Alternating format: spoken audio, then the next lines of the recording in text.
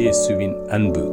கிறிஸ்து இயேசுவின் நாமத்தினாலே உங்களுக்கு அன்பின் வாழ்த்துக்கள். சங்கீதம் 4:5 நீதியின் பலிகளை செலுத்தி கர்த்தர் மேல் நம்பிக்கையாய் இருங்கள். பிரியமானவர்களே, இதோ நீங்கள் கர்த்தர் பேரிலே நம்பிக்கையாயிருங்கள். நம் நம்பிக்கை எதன் பேரில் இருக்கிறது? நாம் இந்த உலகத்தில் இருக்கிறவைகளும் உலகத்தில் உள்ளவர்களையும் நம்பி பல தருணங்களில் நாம் ஏமாந்து போயிருக்கலாம், இல்லை கைவிடப்பட்டிருக்கலாம். ஆனாலும் நீங்கள் கர்த்தரை நம்பும் பொழுது அவர் வெற்றியை கொடுக்க வல்லவராயிருக்கிறார்.